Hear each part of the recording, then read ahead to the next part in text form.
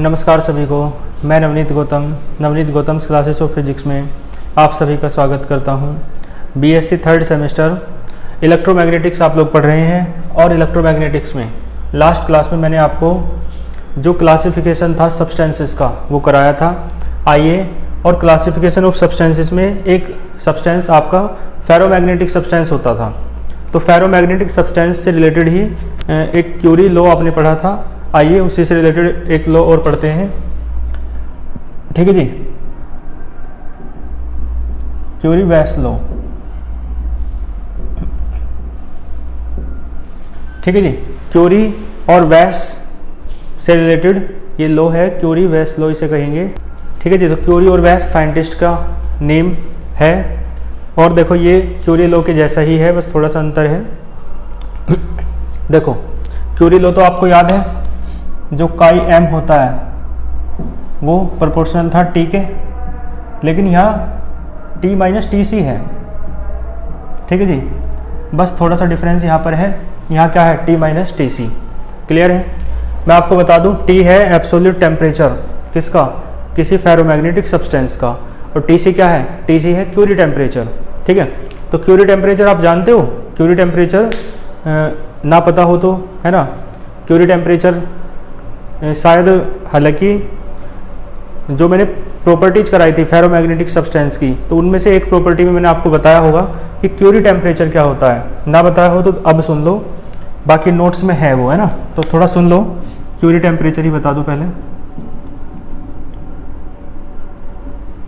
यह Curie temperature की अलग से हेडिंग भी कह सकते हो आप, है ना। तो देखो क्यूरी टेम्परेचर वो टेम्परेचर है जिसमें सब जो फेरोमैग्नेटिक सब्सटेंस होता है, कौन सा, फेरोमैग्नेटिक। ठीक है जी, जो फेरोमैग्नेटिक सब्सटेंस होता है वो बन जाता है पैरामैग्नेटिक। ठीक है जी, क्या बन जाता है, पैरामैग्नेटिक। ठीक है जी, तो ऐसा टेम्परेचर जिस टेम्परेचर पर कोई फेरोमैग्नेटिक सब्सटेंस क्या बन जाता है, पैरामैग्नेटिक बन जाता है, यानी उसमें जो मैग्नेटाइजेशन की प्रॉपर्टी है वो कम हो जाती है ना। ठीक है जी, तो वो टेम्परेचर जिसमें कोई फेरोमैग्नेटिक सब्सटेंस किस में बदल जाता है, पैरामैग्नेटिक सब्सटेंस में बदल जाता है, यानी कोई लोह चुंबकीय पदार्थ अनुचुंबकीय पदार्थ में बदल जाता है, तो ऐसे टेम्परेचर को, ऐसे ताप को आप क्या कहते हैं, क्यूरी टेम्परेचर कहते हैं। तो जब प्रॉपर्टी कराई थी तो उसमें मैंने लिखवाया था, या ना लिखवाया हो तो सुन लो, 5 प्रॉपर्टी बताई थी, शायद 6ठी प्रॉपर्टी है ये, और बताई हो ठीक है, ना बताई हो तो सुन लो। तो जब टेम्परेचर आप सब्सटेंस का बढ़ाते जाते हैं, ठीक है जी, ये था ना क्यूरी लॉ, जब आप टेम्परेचर सब्सटेंस का बढ़ाते जाते हैं तो मैग्नेटिक ससेप्टिबिलिटी घटती जाती है ना, और इसका मतलब है जो मैग्नेटिज्म की प्रॉपर्टी है वो घटती जाती है। ठीक है, और जब टेम्परेचर एक फाइनाइट वैल्यू से अधिक हो जाता है, एक निश्चित ताप से जब तापमान अधिक हो जाता है, तो फेरोमैग्नेटिक सब्सटेंस क्या बन जाता है, पैरामैग्नेटिक बन जाता है। ठीक है जी, तो उस टेम्परेचर को ही, जिस टेम्परेचर पर कोई फेरोमैग्नेटिक सब्सटेंस क्या बन जाता है, पैरामैग्नेटिक सब्सटेंस बन जाता है, उस टेम्परेचर को ही आप क्यूरी टेम्परेचर कहते हैं। ठीक है जी, या क्यूरी ताप कहते हैं। ठीक है, बात समझ में आई आपको। तो क्यूरी टेम्परेचर या क्यूरी ताप, है ना, मैंने आपको बताया। और प्रॉपर्टी के तहत आप ये भी लिख सकते हैं कि व्हेन द टेम्परेचर, है ना, of the substance is increased. ठीक है, उसकी 6ठी प्रॉपर्टी में आप लिख सकते हैं, ये मैंने पढ़ाया हो तो, ना पढ़ाया हो तो लिख लेना, कि when the temperature of the substance becomes, है ना, हायर हो जाए, है ना, अधिक हो जाए, देन इफ फाइनाइट वैल्यू। ठीक है जी, फाइनाइट वैल्यू निश्चित मान से अधिक हो जाए टेम्परेचर, तो देन फेरोमैग्नेटिक सब्सटेंस बिकम्स, ठीक है जी, पैरामैग्नेटिक सब्सटेंस। ठीक है जी, तो ये जो फाइनाइट टेम्परेचर मैंने बताया, this finite temperature is known as Curie temperature, तो वो प्रॉपर्टी भी हो जाएगी, और नहीं तो क्यूरी टेम्परेचर की डेफिनेशन हो जाएगी। ठीक है, तो क्यूरी टेम्परेचर अब आप समझ गए क्या है। तो अब देखो यहाँ पे जो T है वो है टेम्परेचर फेरोमैग्नेटिक सब्सटेंस का, और T से क्या है, क्यूरी टेम्परेचर है। C for Curie, T for temperature, Curie temperature है। तो इसका मतलब है जब जो टेम्परेचर है ना, ये फेरोमैग्नेटिक सब्सटेंस का टेम्परेचर जब किससे, क्यूरी टेम्परेचर से अधिक हो जाता है तो तब क्यूरी लॉ अप्लाई नहीं होता, तब ये लॉ अप्लाई होता है, क्यूरी वेस लॉ, है ना। तो इस लॉ में क्या है, इसका मतलब है टेम्परेचर मान लो देखो 1500 हो गया, ठीक है, और क्यूरी टेम्परेचर मान लो 1000 था, तो 1500 माइनस 1000 करना पड़ेगा, ठीक है। तो तब उस टेम्परेचर के प्रोपोर्शनल, इन्वर्सली प्रोपोर्शनल होगी, है ना, मैग्नेटिक ससेप्टेबिलिटी, क्या बोलते हैं, चुंबकीय संवेदनशीलता। तो ठीक है, समझ गए ना।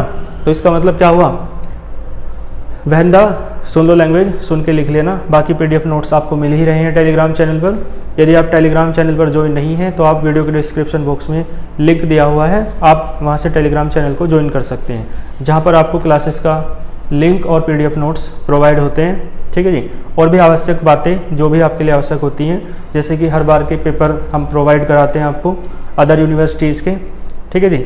और बुक की पीडीएफ वगैरह भी आपको टेलीग्राम चैनल पे मिलती हैं। तो ये सब चीज़ें और जो भी आपके लिए आवश्यक होता है, देखो मैंने कहा when the temperature of the ferromagnetic substance is increased after a finite value, ठीक है जी, या आफ्टर द क्यूरी टेम्परेचर। अब तो फाइनाइट वैल्यू का नाम पता है, क्या कहते हैं उसे, क्यूरी टेम्परेचर।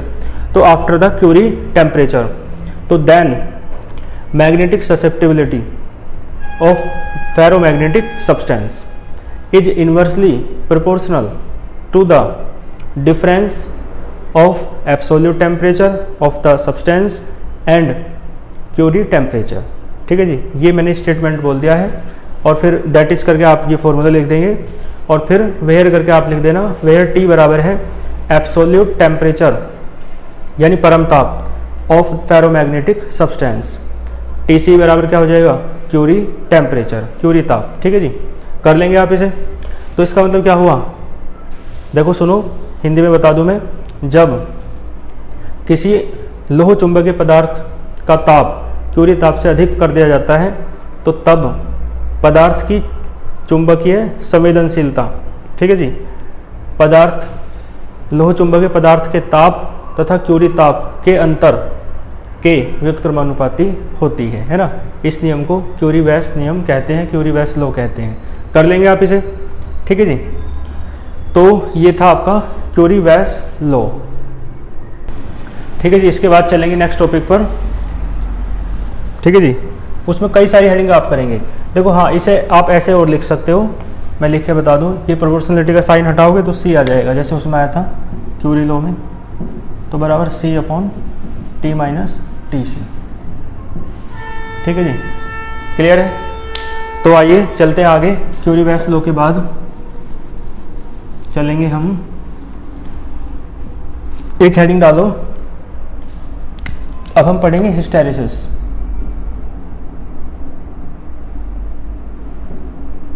ठीक है। शायद शैथिल्य कहते हैं हिंदी में, देख लेना, शैथिल्य 12th में भी था ये ना, शैथिल्य है या सौथिल्य है, एक बार देख लेना, शैथिल्य है शायद, ठीक है। हिस्टेरिसिस इसे कहते हैं।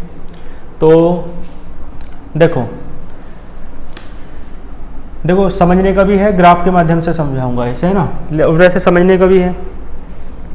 तो देखो पहले ग्राफ ही बना दूं मैं थोड़ा सा। आप एक ग्राफ खींच रहे हैं, ठीक है, किस किस के बीच, यहाँ पर आपने ले लिया वेक्टर H, वेक्टर H समझते हो ना, मैंने बता रखा है, सब कुछ पढ़ा रखा है, एक बार रिवीजन कर लियो तब देख लेना चाहिए, क्योंकि ये चीज़ समझने की है। वेक्टर H को कहते हैं magnetising field intensity, magnetising field intensity, Hindi वाले भी देख लियो क्या कहते हैं, ठीक है। बुक की पीडीएफ तो अवेलेबल है शायद आपको हिंदी में, कमेंट करना ना हो तो मैग्नेटाइजिंग फील्ड इंटेंसिटी है ना, चुंबकन तीव्रता कहते हैं शायद, है ना, या चुंबकीय क्षेत्र तीव्रता, ठीक है, देख लेना, है ना। तो आई क्या होता है आपको पता है, इंटेंसिटी ऑफ मैग्नेटाइजेशन। मैंने कहा था इंटेंसिटी ऑफ मैग्नेटाइजेशन को आप मैग्नेटाइजेशन भी कह सकते हो केवल, है ना, ठीक है। शायद ये है चुंबकीय तीव्रता और ये है चुंबकन की तीव्रता, ठीक है, क्लियर है। चलो, तो और बी तो तुम्हें पता है, मैग्नेटिक इंडक्शन पढ़ाया था, जिसे आप मैग्नेटिक फील्ड भी कहते हैं और मैग्नेटिक फ्लक्स डेंसिटी भी कहते हैं, चुंबकीय प्रेरण कहेंगे हिंदी में। देखो तो हम एच और आई के बीच ग्राफ खींच रहे हैं। यहाँ पे आप आई भी ले सकते हो या बी भी ले सकते हो, बात एक ही है, ठीक है। आपको एक बात और बता दूं मैं आपको, मैग्नेटाइजिंग फील्ड इंटेंसिटी प्रॉपर्टी है आपकी मैग्नेटाइजिंग फील्ड की, ठीक है, बता रखा है मैंने। क्योंकि कैपेबिलिटी, मैग्नेटाइजिंग फील्ड की जो कैपेबिलिटी है किसी सब्सटेंस को मैग्नेटाइज करने की, उसे तो कहते हैं मैग्नेटाइजिंग फील्ड इंटेंसिटी। तो ये प्रॉपर्टी किसकी हुई? मैग्नेटाइजिंग फील्ड की, एक्सटर्नल मैग्नेटिक फील्ड की, बाह्य चुंबकीय क्षेत्र की। और इंटेंसिटी ऑफ मैग्नेटाइजेशन है ना, क्या होता है आपको पता है, आई बराबर होता है m/v। इसका मतलब यूनिट वॉल्यूम में जो भी डाइपोल मोमेंट प्रोड्यूस हो जाता है, जो भी द्विध्रुव आघूर्ण एकांक आयतन में उत्पन्न हो जाता है, उसे कहते हैं, है ना, इंटेंसिटी ऑफ मैग्नेटाइजेशन। तो इसका मतलब क्या हुआ, पदार्थ में द्विध्रुव आघूर्ण मैग्नेटिक डाइपोल मोमेंट कब प्रोड्यूस होगा? जब वो मैग्नेट बनेगा, यानी मैग्नेटाइजेशन की प्रॉपर्टी, चुंबकन का गुण उसके अंदर ज़्यादा आएगा। इसका मतलब ये पदार्थ की प्रॉपर्टी है, पदार्थ यानी सब्सटेंस की, ठीक है। ये बात मैं रिवीजन करा रहा हूँ आपको। तो ये सब्सटेंस की प्रॉपर्टी है और ये मैग्नेटाइजिंग फील्ड की है, ठीक है जी। और मैग्नेटिक इंडक्शन मैंने बताया था एक घटना है ना, वही सब्सटेंस के अंदर आएगा। मैग्नेटाइजिंग फील्ड अप्लाई करोगे तो सब्सटेंस में भी क्या आ जाएंगे, मैग्नेट के गुण आ जाएंगे, ठीक है जी। तो इसे आप मैग्नेटिक इंडक्शन कहते हैं, है ना।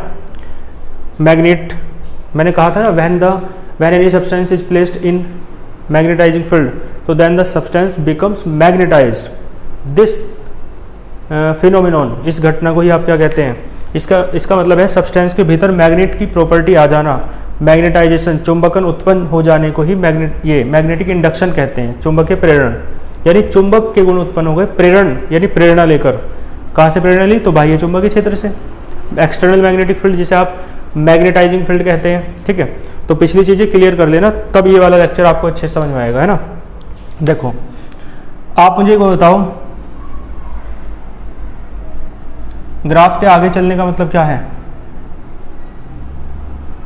देखो इसमें ग्राफ इस तरीके से मिलता है, ठीक है जी। इसका मतलब क्या हुआ, h को बढ़ा रहे हैं तो i भी बढ़ता जा रहा है या b भी बढ़ता जा रहा है।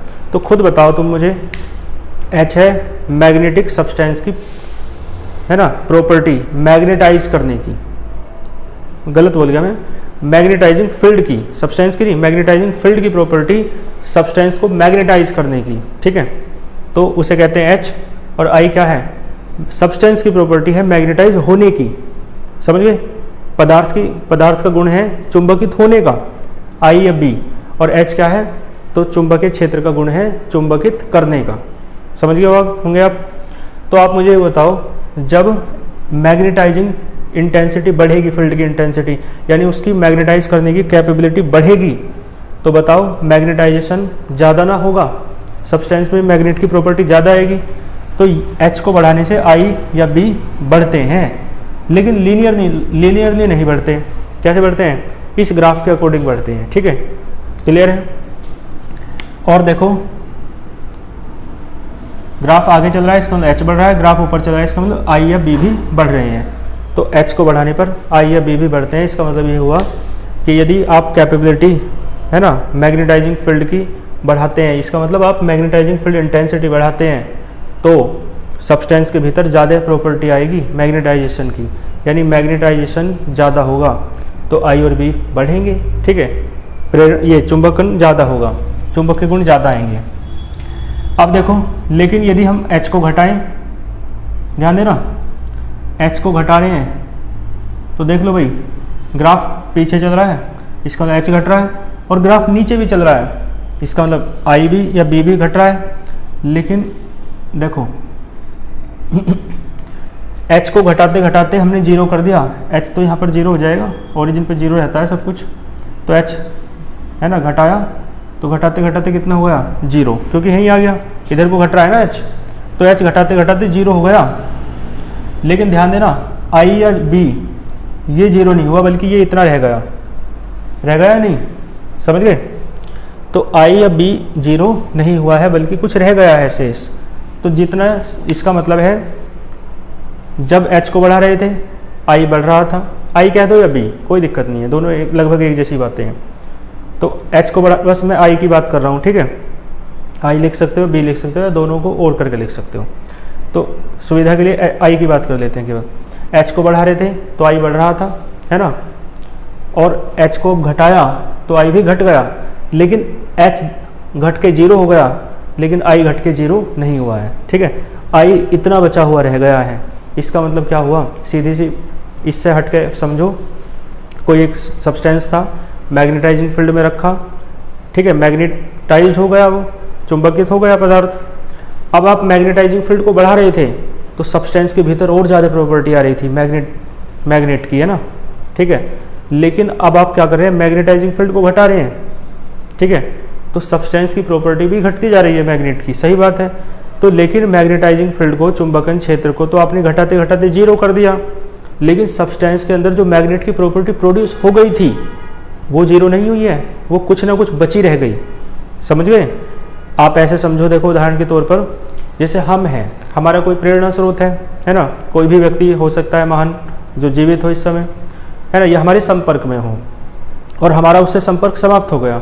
ठीक है, वो कहीं दूर चला गया, है ना, कहीं भी, तो फिर क्या उसने जो हमें गुण दिए, जब साथ था वो हमारे, और वो व्यक्ति चला गया, तो हमारे अंदर गुण समाप्त थोड़ी ना हो जाएंगे। उसकी शिक्षाएं, उसके आदर्श, मूल्य, परंपराएं, जो भी बातें उसने सिखाई, वे सब चीज़ें रहेंगी ना, भले कम हो जाएंगी लेकिन रहेंगी। तो वही वाली बात है यहाँ पे, मैग्नेटाइजिंग फील्ड के कारण सब्सटेंस में भी मैग्नेटाइजेशन था, है ना, चुंबककरण का गुण था। अब मैग्नेटाइजिंग तो घट के 0 हो गया, यानी खत्म हो गया मैग्नेटाइजेशन, ये मैग्नेटाइजिंग फील्ड तो, लेकिन फिर भी सब्सटेंस के भीतर मैग्नेटाइजेशन की प्रॉपर्टी बची रह जाती है। ठीक है, तो सब्सटेंस के भीतर जो प्रॉपर्टी बची रह जाती है ना, किसकी, मैग्नेटाइजेशन की, उसे आप कहते हैं, ये वाली, यही तो है बची हुई प्रॉपर्टी सब्सटेंस के भीतर, इसे आप कहते हैं रिटेंटिविटी। रिटेंटिविटी, ठीक है, इसमें कई सारी हेडिंग की डेफिनेशन मैं आपको समझा रहा हूँ। तो हिस्टेरिसिस भी है और हम रिटेंटिविटी भी पढ़ रहे हैं, रिटेंटिविटी, और एक हेडिंग और पढ़ेंगे, कोअर्सिविटी। ठीक है, रिटेंटिविटी और कोअर्सिविटी। रिटेंटिविटी को क्या कहते हैं, धारणशीलता, हिंदी में धारणशीलता। ठीक है, और इसे कहते हैं निग्राहिता। ठीक है, निग्राहिता तो देखो कितना सुंदर नाम भी है ना, तो रख देना किसी का। तो धारणशीलता, रिटेंटिविटी, और निग्राहिता, कोअर्सिविटी, है ना। ठीक है, समझ गए? तो इसका मतलब H को 0 करने पर I जब भी बचा रह जाता है थोड़ा बहुत, है ना, या B थोड़ा बहुत बचा रह जाता है सब्सटेंस के भीतर, तो उस बचे हुए को कहते हैं रेसिडुअल, यानी इसका मतलब है शेष। ये नोट्स में आपको वर्ड मिलेगा, तो इसका अर्थ क्या है, शेष। तो रेसिडुअल जो मैग्नेटिज्म है ना, जो बचा हुआ चुंबकन का गुण है, उसे ही आप क्या कहते हैं, रिटेंटिविटी। ठीक है जी। तो पदार्थ में, यानी मैग्नेटाइजिंग फील्ड के 0 होने पर पदार्थ में जो भी बचा हुआ गुण है, किसका, मैग्नेटिज्म का, वो गुण ही क्या कहलाता है आपका, ठीक है, वही कहलाता है रिटेंटिविटी, यानी धारणशीलता।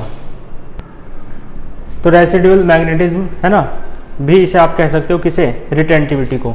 तो देखो ये दोनों, है ना, समानार्थी हैं ये दोनों, है ना। तो रेसिडुअल मैग्नेटिज्म भी कह सकते हो, रिटेंटिविटी भी कह सकते हो, और हाँ, इसे एक नाम से और पुकारते हैं, रेमेनेंस।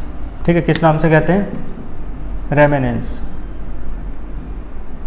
तो इसके 3 नाम हैं, ठीक है जी, रेमेनेंस, रिटेंटिविटी या रेसिडुअल मैग्नेटिज्म।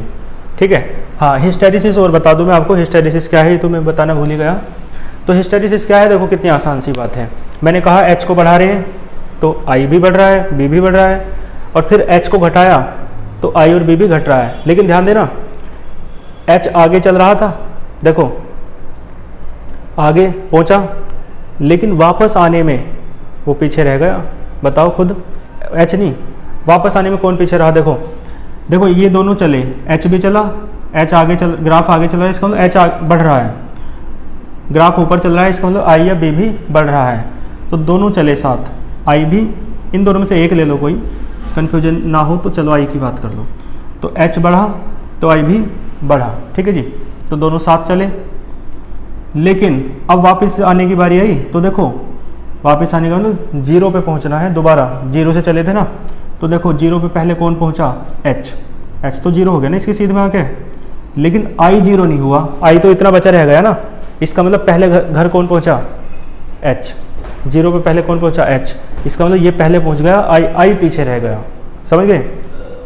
तो एच के रेस्पेक्ट में आई के पीछे रह जाने को ही आप क्या कहते हैं, हिस्टेरेसिस कहते हैं। ठीक है जी, समझ गए। तो इसका मतलब देखो, सुन लो, थोड़ी सी लैंग्वेज में बता दूं, आप लिख लेना, बाकी और पीडीएफ नोट्स में मिल जाएगी।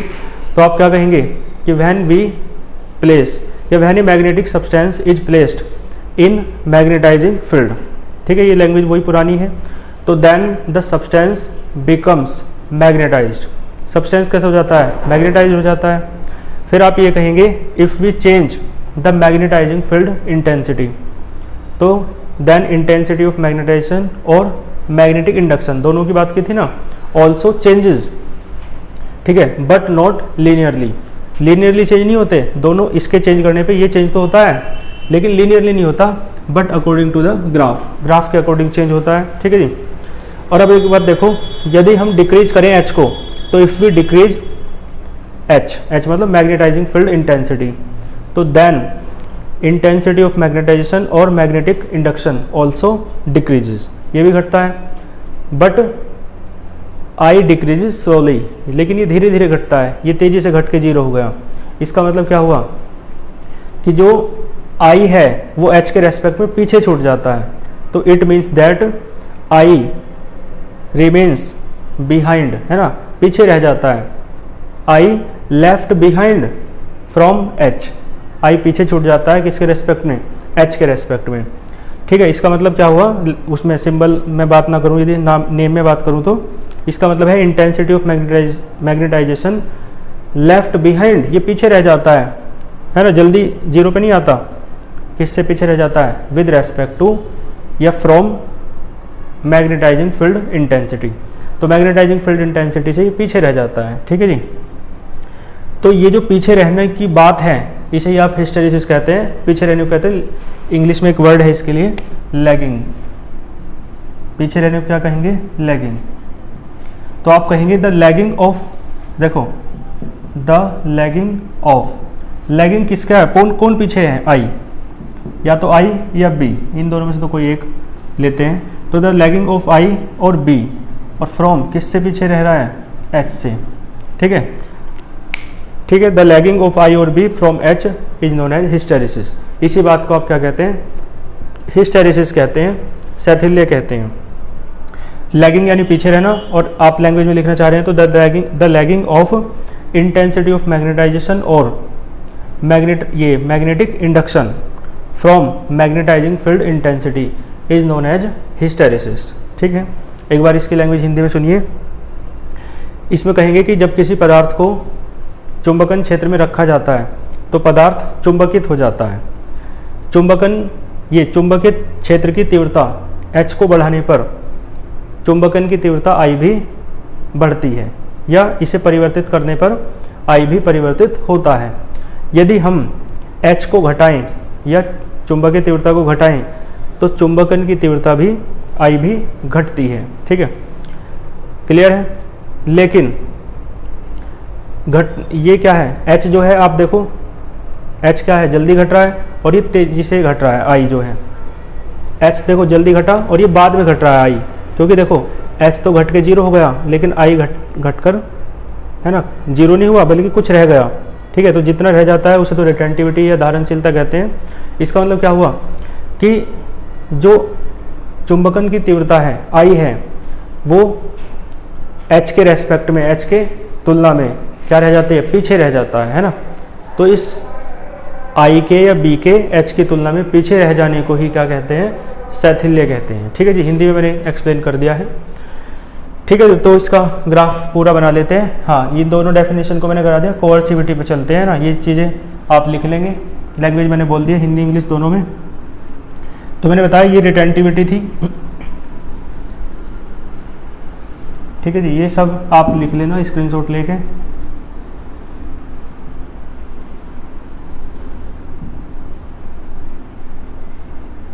देखो ये तो मैंने बता दिया है ना, ये क्या है, ये वाला यहाँ तक, ये है रिटेंटिविटी।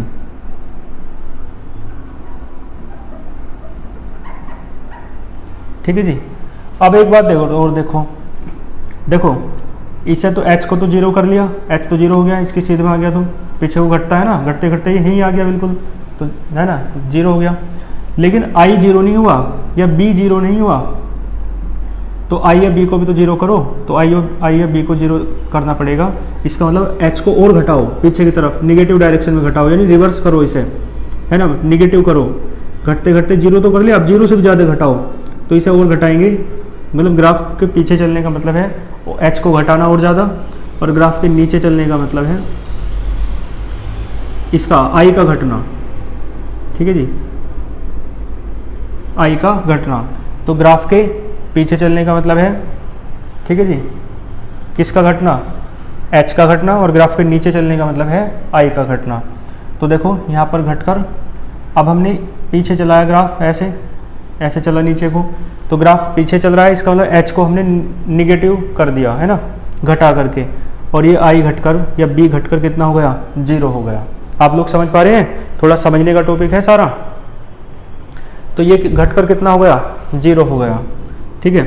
अब इसका मतलब जीरो हुआ, तो जीरो होने में ये जो है ये निगेटिव मैग्नेटाइजिंग फील्ड है या नहीं, मतलब निगेटिव मैग्नेटाइजिंग फील्ड इंटेंसिटी, है ना, ऋणात्मक चुंबकीय क्षेत्र तीव्रता, ये चुंबकीय क्षेत्र की तीव्रता, ठीक है जी, ये ऋणात्मक देनी पड़ी इसे, है ना। तो इसे ही आप क्या कहते हैं, कोअर्सिविटी, है ना। क्लियर है। देखो इसका ग्राफ मैं पहले पूरा कर दूं। देखो ये ग्राफ जैसा बन रहा है ना, ऐसे ही यदि निगेटिव डायरेक्शन में बनाया जाए तो ये इस तरीके से बनेगा, ठीक है, जैसे यहाँ था इस तरीके से, है ना, जैसे ऊपर को था ऐसे नीचे को हो जाएगा, है ना।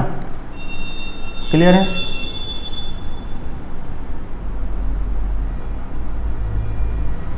इस तरीके से, है ना।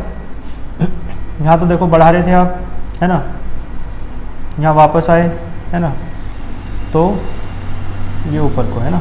तो कुल मिला के जैसे ऊपर को है ग्राफ ऐसे ही नीचे को हो जाएगा यदि इस डायरेक्शन में बात करें तो, बस और कुछ नहीं है, ठीक है। और देखो मैं कह रहा हूँ ये वाला जो पार्ट है, ये वाला, है ना, ये निगेटिव करा है h को आपने, तो i जितना था उससे घट के कितना हो गया, जीरो। तो इस वाले पार्ट को मैंने क्या नाम दिया, कोअर्सिविटी। इसका मतलब क्या हुआ, कोअर्सिविटी या निग्राहिता पता क्या है, h की वो निगेटिव वैल्यू है जब जिस वैल्यू के लिए i या b घटकर कितना हो जाता है, जीरो हो जाता है, ठीक है।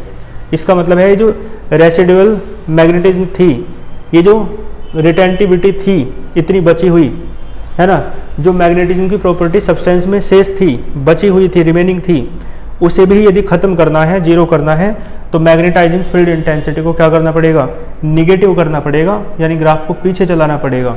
और जब ये निगेटिव हो जाए, ठीक है जी, तो जब ये निगेटिव हो जाएगी तो तब इसे निगेटिव करते घटाते जाओ, और घटाते घटाते एक स्थिति ऐसी आएगी कि ये जो i है ना या b है वो कितना हो जाएगा, इस एक्सिस पे मिल जाएगा नीचे, यानी कि ये जीरो हो जाएगा। और इसके जीरो होने का सीधा सा मतलब है कि अब जो बचा हुआ मैग्नेटिज्म की प्रॉपर्टी थी वो खत्म हो गई बिल्कुल, है ना।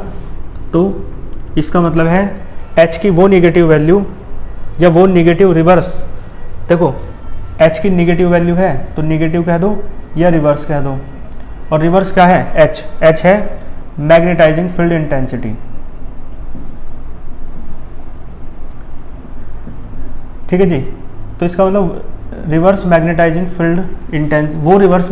फील्ड इंटेंसिटी जिसके लिए, है ना, जो आवश्यक है किस चीज़ के लिए, I को, है ना, जो बचा हुआ मैग्नेटिज्म था या बची हुई जो इंटेंसिटी ऑफ मैग्नेटाइजेशन था उसे जीरो करने के लिए जितने भी रिवर्स मैग्नेटाइजिंग फील्ड इंटेंसिटी की ज़रूरत पड़ती है उसे ही आप क्या कहते हैं, कोअर्सिविटी कहते हैं, ठीक है। एक बार हिंदी में सुन लीजिए, यानी शेष चुंबकन को, है ना, शेष चुंबकन को शून्य करने के लिए, पदार्थ के भीतर विद्यमान शेष चुंबकन को शून्य करने के लिए आवश्यक, है ना, विपरीत या व्युत्क्रम या ऋणात्मक चुंबकीय क्षेत्र की तीव्रता को, है ना, निग्राहिता कहते हैं, ठीक है जी।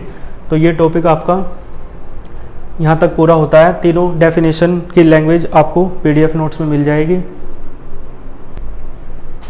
तो आपका हिस्टेरिसिस भी हुआ और रिटेंटिविटी भी हुआ और इसके साथ कोअर्सिविटी भी हुआ।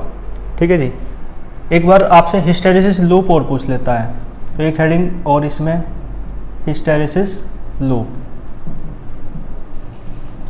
तो हिस्टेरिसिस लूप हो जाएगा ये वाला। ठीक है जी, ये वाला जो पूरा लूप है, तो इसका नाम आप रख सकते हो कुछ भी, A B C D है ना, E F। तो ये जो पूरा लूप है बंद है ना ये पूरा, तो इस लूप को ही A B C D E F A से चले और A तक आ गए। तो ये जो ग्राफ है आपका, ये क्लोज्ड लूप बनाता है। इस लूप को ही आप क्या कहते हैं, हिस्टेरिसिस लूप कहते हैं। तो आप कह सकते हैं the graph A B C D E F A form a closed loop. क्या बनाता है, एक क्लोज्ड लूप बनाता है। This loop is known as hysteresis loop. इस लूप को आप क्या कहते हैं, हिस्टेरिसिस लूप। और हिस्टेरिसिस लूप से रिलेटेड एक हेडिंग और है जिसे आप कहते हैं डीमैग्नेटाइजेशन। डीमैग्नेटाइजेशन क्या है, ठीक है, विचुंबकन कहते हैं हिंदी में, विचुंबकन। और ये हिस्टेरिसिस लूप को तो शैथिल्य वक्र कहेंगे। लूप का मतलब वक्र होता है, या लूप भी कहते हैं, कह देते हैं कई बार। तो शैथिल्य वक्र है। तो विचुंबकन क्या है, इसका मतलब जब सब्सटेंस के भीतर का मैग्नेटाइजेशन की प्रॉपर्टी समाप्त हो जाए और जो मैग्नेटाइज्ड सब्सटेंस था वो नॉर्मल सब्सटेंस बन जाए, तो उस प्रोसेस को, उस फिनोमिनन को आप क्या कहते हैं, डीमैग्नेटाइजेशन कहते हैं। तो डीमैग्नेटाइजेशन क्या है, एक ऐसा प्रोसेस है जिसमें सब्सटेंस के भीतर की जो मैग्नेटाइजेशन की प्रॉपर्टी थी, जो चुंबकत्व का गुण था, वो समाप्त हो जाता है। तो इस प्रोसेस को आप क्या कहते हैं, डीमैग्नेटाइजेशन। ठीक है जी। और एक हेडिंग और है हिस्टेरिसिस लॉस। ठीक है जी। तो देखो मैग्नेटाइज्ड था सब्सटेंस, अब वो कैसा हो जाएगा, डीमैग्नेटाइज्ड हो जाएगा। तो मैग्नेटाइजेशन से डीमैग्नेटाइजेशन प्राप्त हुआ, यानी जो मैग्नेटाइज्ड सब्सटेंस था वो डीमैग्नेटाइज्ड हो गया। यानी उसमें पहले मैग्नेटाइजेशन की, चुंबकन की प्रॉपर्टी थी, अब उसमें डीमैग्नेटाइजेशन उत्पन्न हुआ। इसका मतलब उसकी चुंबकत्व की जो प्रॉपर्टी है, गुण है, डीमैग्नेटाइजेशन, वो समाप्त हो जाएगा। तो इस दौरान मैग्नेटाइजेशन से डीमैग्नेटाइजेशन होगा, फिर डीमैग्नेटाइजेशन से मैग्नेटाइजेशन होगा। तो ये जो प्रक्रम है, इस प्रक्रम में कुछ एनर्जी हीट के रूप में बाहर निकल जाती है, उसे ही आप क्या कहते हैं, हिस्टेरिसिस लॉस। यानी during the phenomenon of magnetisation, demagnetisation, some heat is lost in the, बल्कि some energy is lost in the form of heat. तो this heat loss is known as hysteresis loss. इसे कहते हैं शैथिल्य हानि। इसे क्या कहेंगे, शैथिल्य हानि। यानी इस प्रकार की हानि को आप क्या कहते हैं, शैथिल्य हानि कहते हैं। ठीक है जी। तो इसकी जो लैंग्वेज है वो मैंने बोली भी है, और बाकी नहीं तो आपको पीडीएफ नोट्स में मिलेगी। तो आज के लेक्चर में इतना ही रखते हैं, फिर नेक्स्ट लेक्चर में नेक्स्ट टॉपिक के साथ मिलते हैं। अब इसमें 1-2 टॉपिक और बचा हुआ है, और फिर इसके न्यूमेरिकल करके इस यूनिट को कंप्लीट करेंगे। अच्छे से पढ़ते रहिए, तब तक के लिए ऑल द वेरी बेस्ट। रोक दो।